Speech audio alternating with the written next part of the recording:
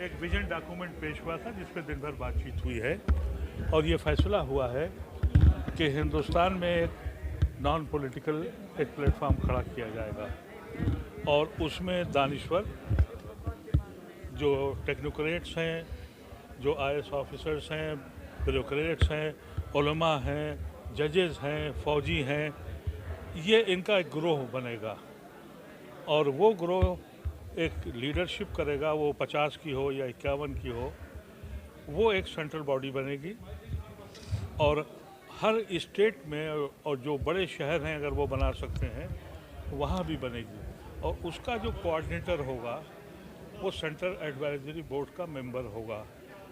ये consensus clear है कि किसी एक की क़यादत नहीं करनी है बल्कि अब कलेक्टिव क़यादत होगी और हिंदुस्तान में जिस तरीके से फासिस्ट फोर्सेस जब चाह रही हैं वो हमारे ऊपर अटैक करती हैं, रोज़ आइन को तोड़ती हैं, रोज़ इस मुल्क की रूह को कत्ल करती हैं, उससे लड़ने की कॉन्स्टिट्यूशनली और लीगली वो एक प्लेटफॉर्म तैयार होगा। ये लड़ाई संविधान के लिए है या मुस्लिम समुदाय पे जो हमला अगर संविधान नहीं है तो मुसलमान का कोई वजूद ही नहीं है। अगर ये हिंदू स्टेट पहले ही से बन गई होती तो हम मुसलमान हिंदुस्तान में क्यों रहते? हम हिंदुस्तान इसलिए ऑप्ट किया था कि ये सबका मुल्क है, ये सबकी बराबरी है, ये आइन है जिसने हमको यहाँ मजबूर किया। हिंदुस्तान में जो मुसलमान है उसने अपने खून की कुर्बानी दी है, उसने अपने खून को बांटा है, इसलिए बांटा कि वो मुस्लिम मुल्क में नहीं गया था। तो जब वो मुस्लिम मुल्क में नहीं गया तो वो हिंदू मुस्लिम मुल्क में कैसे रह लेगा? ये आइन ने हमको जोड़ा था और इसी आइन के तहफ़्फ़ुज़ के लिए आज सब लोग बैठे थे। ये हिंदुस्तान की तारीख़ में पहली बार हुआ है कि 382 लोग दिल्ली से बाहर से आए, कोई बस से नहीं आया, किसी को बुलाया नहीं गया, ये लोग अपने पैसों से आए, अपने अखराजात खर्च किए और कोई भी इनको किसी तरह की फैसिलिटी देने की हम लोगों की हैसियत नहीं थी। और कभी आपने ये भी नहीं देखा होगा कि ऐसी शख्सियतें जिनकी सेहतें बहुत बिगड़ चुकी हैं, गवर्नर अजीज़ साहब हों या शाह फारूक अब्दुल्ला हो या रहमान खां हो, ये पहले वक्त से लेकर और ये 6 बज चुका है वो यहाँ से नहीं हटे। हालांकि जो अभी तक के दस्तूर थे कि जब वीआईपी आते हैं तो कहा जाता है कि भाई आप बोल लीजिए और चले जाइए, उन्होंने कहा कि नहीं, ये मसला ऐसा है कि हम यहाँ आखिर तक बैठेंगे, सबको सुना और फिर अपनी राय से हम सबको उन्होंने नवाजा। जो लोग कॉमन सिविल कोड और जो भारत को हिंदू राष्ट्र बनाने की बात कर रहे हैं तो क्या आप लोग इस पर रेसिस्ट करेंगी? ये हो क्यों रहा है? ये आज जो ये इज्तिमा हुआ है, ये मैं नहीं कह रहा कि ये कोई जलसा था।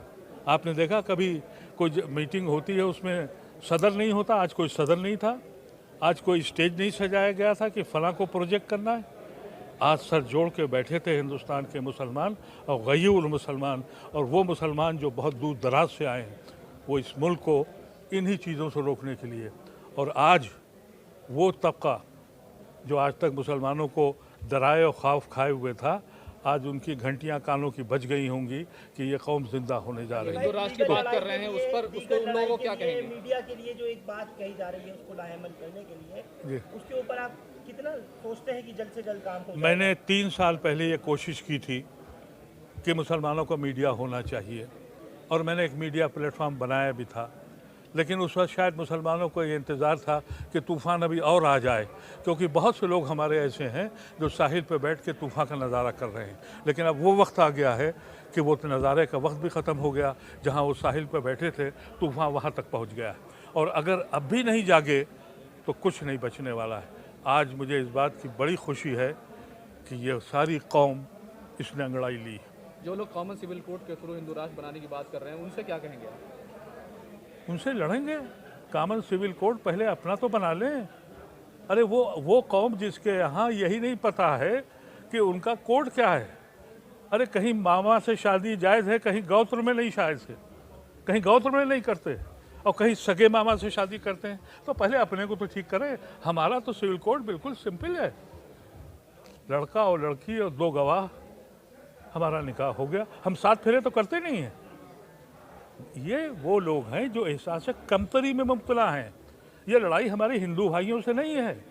हिंदू तबके में जो तबका एहसास कमतरी में मुब्तला है, उसको ये समझ नहीं आ रहा है कि उसका क्योंकि सुप्रीम कोर्ट भी कह चुका है वो कोई मजहब नहीं है, खुद भागवत कह चुके हैं ये कल्चरल एक प्लेटफॉर्म है। तो जिस शख्स को यही नहीं पता लग रहा है कि हमारा अपना कौन सा कोड है, तो वो दूसरों की तरफ देखता है। क्योंकि हमारे यहाँ तो कॉन्ट्रैक्ट सिंपल कॉन्ट्रैक्ट है कि भाई फला फला इन शराइत पर मियाँ बीवी की हैसियत से रहेंगे और इन शराइत पर अलग हो सकते हैं। यहाँ तो सालों साल अदालत में चलेगा, एक फेरा नहीं 7 फेरे चलेंगे और 7 जन्म चलेंगे।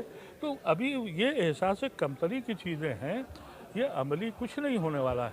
लेकिन कोई लड़ने वाला नहीं था। अल्लाह का करम है, आज ऐसा लगा हर तबके से, यानी उलमाओं ने भी इत्तेफाक किया, पॉलिटिकल पार्टीज़ के एमपीज़ आए थे उन्होंने भी किया, बहुत सी जमातों के नुमाइंदे आए थे उन्होंने भी यही बात कही कि we should have a platform to fight with these people who are bent upon to destroy the country and the constitution. Adif साहब, बहुत सारी मुस्लिम बड़ी तंजीमों के जिम्मेदारान आज यहाँ नहीं थे, क्या उनसे भी रब्ता किया जाएगा? जैसे हमने देखा भी कि कई लोगों ने मैंने किसी तंजीम को नहीं बुलाया, इसलिए नहीं बुलाया कि हमारे पास बहुत सी तंजीमें हैं। अगर तंजीमें काम कर रही होती तो इसकी ज़रूरत नहीं थी, लेकिन तंजीमों के अंदर जो शख्सियात थे उनको दावतनामे हमने ज़रूर भेजे। उसमें से 1 आध 4 5 बहुत से लोग आए हैं। तंजीम एक तस्लीम रहमानी की भी है और मैंने देखा कि मशावरत की भी यहाँ सेक्रेटरी वो भी आए हुए थे। तंजीमों के बहुत से लोग आए, तामीर मिल्लत के भी लोग आए, लेकिन बहसियत तंजीम के नहीं आए, बहसियत शख्सियत को बुलाया। तंजीमें से हमारा तजुर्बा बहुत अच्छा नहीं है और अगर अच्छा होता तो इसकी ज़रूरत थी ही नहीं। ये मेरी सोच है और मैं समझता हूँ कि आज मेरी सोच पे मोहर लग गई है। ये पूरे हिंदुस्तान से जो नुमाइंदे आए हैं, आप यकीन कीजिएगा इसमें से 90% लोगों को मैं पहचानता भी नहीं, जानने की तो एक अलग बात है। शुक्रिया। अभी जिंदा है, उसने अंगड़ाई ली है और जालिमों को ये समझ लेना चाहिए कि अगर ये कौम खड़ी हो गई तो कोई तूफान भी इसको रोक नहीं सकता। आज से पहले मैं एक डरा हुआ इंसान था, आज से पहले मैं एक खौफजदा इंसान था। मुझे तरस आता था अपनी कौम पर, रातों को कभी कभी सोचता था तो नींद उड़ जाती थी कि मेरी कौम का होगा क्या। इतनी बेहिसी, इस कदर खौफ। लेकिन आज मैं इस आरज़ू के साथ जा रहा हूँ कि अल्लाह ताला मुझे थोड़ी जिंदगी और दे दे। आज से पहले मुझे ये नहीं मालूम था कि मैं जिंदा क्यों हूँ, किस लिए हूँ, लेकिन अब आज एक मकसद मिल गया है। परवरदिगार से ये ख्वाहिश है, दुआ है कि कुछ जिंदगी और दे दे, मैं अपनी कौम को ऐसे ही जगता हुआ देखूं। और ये अगर कौम जग गई तो ये मुल्क बच गया, नहीं तो मुल्क भी तबाह हो जाएगा। मुझे आप लोगों ने जिम्मेदारी दी है, मैं 3 से 4 हफ्ते के अंदर उन सारे हजरात को कांटेक्ट करूंगा, क्योंकि मैं ये समझता हूं कि ये वक्त इनफरादी क़यादत का नहीं रह गया है, अब इज्तिमाई क़यादत होनी चाहिए। ये जो विजन डॉक्यूमेंट बना है, क्योंकि एक ही शख्स मेरी नज़र में था, वो फारूक भाई थे, उन्होंने साफ साफ मना कर दिया। मेरी हमारे अजीज भाई की ख्वाहिश को भी नहीं माना।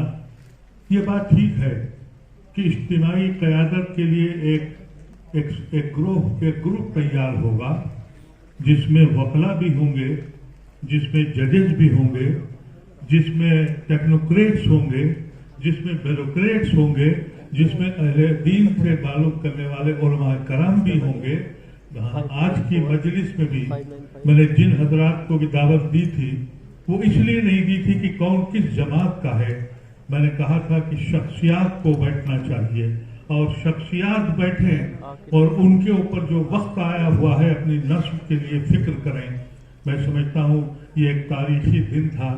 कैसे शुक्र अदा करूँ, अल्लाह तबारक व तआला का एहसान और करम है। मैं चाहता हूँ कि जो लोग आए हैं उनकी दुआओं को अगर मेरा मालिक सुन ले तो मैं समझता हूँ कि ये मुल्क भी बचेगा और हम सब बच जाएंगे। इन अल्फाज के साथ ये वादा है मेरा कि मैं 3 से 4 हफ्ते के अंदर آپ سب حضرات سے رابطہ کروں گا. میرے ریسورسز نہیں ہیں, ہمارے چند ساتھی ہیں جس میں مسعود رضوی موجود ہیں, ایوبی ہیں, اور آپ نے اعظم بیگ کو تو پورے دن دیکھ ہی لیا. اسی طرح کے ہمارے دوست چیکو ابرار ہیں. ہم 10-15 لوگ تھے, ہمارے یہاں پر 4-5 لوگ اور بیٹھے ہوئے ہیں. لیکن یہ کارواں بڑھ جائے گا, اور میں سمجھتا ہوں کہ یہ اگر کارواں بڑھے گا تو یہ کاروان حق ہوگا, اور کاروان حق کی ایک زمین ہم ضرور تیار کریں گے.